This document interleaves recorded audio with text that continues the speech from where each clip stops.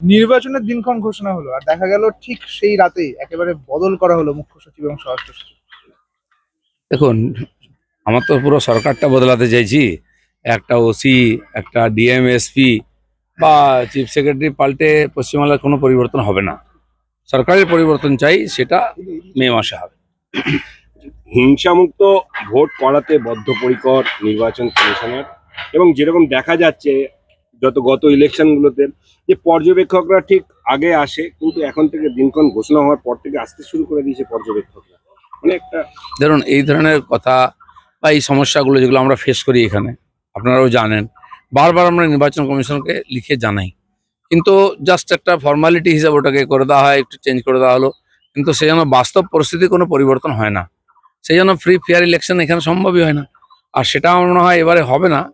সেই জন্য এসআইআর থেকে কাজটা শুরু হয়েছে ছাঁটাই। আমার মনে হয় সেন্ট্রাল ফোর্সকেও ঠিকঠাক ডিপ্লয় করা হবে, ব্যবহার করা হবে।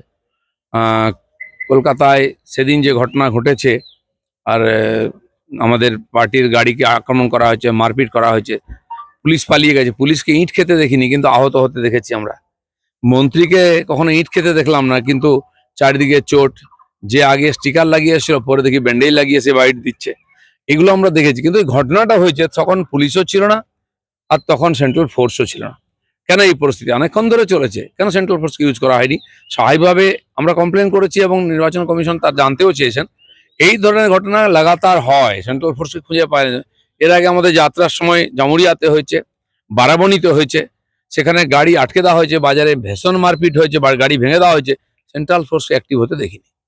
বলছি, সাধারণ মানুষের কথা ভেবে মুখ্যমন্ত্রী মমতা বন্দ্যোপাধ্যায় গ্যাস নিয়ে আজকে রাজপথে না।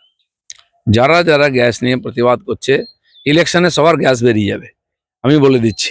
কারণ এটা সাময়িক সমস্যা, সারা বিশ্ব তার জন্য ভুগছে। একটু পাশের দেশগুলো খোঁজ করুন না, তেল গ্যাসের কি অবস্থা আছে। দিব্যি তেলে জলে আছেন তাই লাফাচ্ছেন, মোদি আছেন তাই সব করে খাচ্ছেন, নাহলে হাহাকার পড়ে যেত। ইচ্ছা করে ক্রাইসিস তৈরি করা হচ্ছে, মানুষকে ভয় দেখানো হচ্ছে।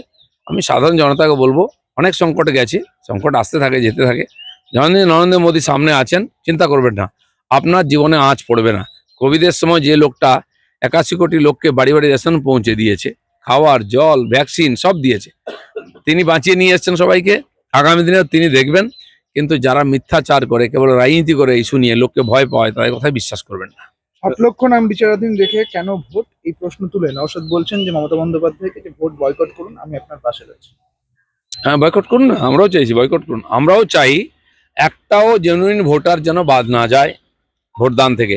বহু ভোটার বাদ গেছে আমাদের পার্টির, সে বুথ প্রেসিডেন্ট থেকে আরম্ভ করে নেতা, তাদেরও নাম কেটে দেওয়া হয়েছে। তাদের জন্য অ্যাপ্লাই করেছি আমরা, ডিএমরা নিচ্ছে, কিছু করছে না। এটা রাজ্য সরকারের চক্রান্ত যেন হচ্ছে, সেজন্য আমরাও চাই এই 60 লক্ষ ভেরিফিকেশন তো হোক। এছাড়াও বহু লোক বাদ গেছে, তাদেরও ভেরিফিকেশন হয়, তাদেরকে আবার নাম ঢোকানো হোক, সে রাস্তা রাখা হোক।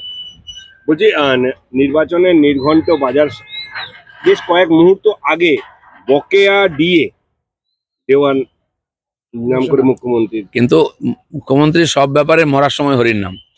আপনি যদি সত্যি সত্যি আপনার কর্মচারীদের প্রতি এত ভালোবাসা রাখেন, তাহলে তাদের বিরুদ্ধে সুপ্রিম কোর্টে কেন গেছিলেন ডিএ আটকাবার জন্য? হাইকোর্ট বলেছে ডিএ দিন, আপনি চলেছেন সুপ্রিম কোর্টে।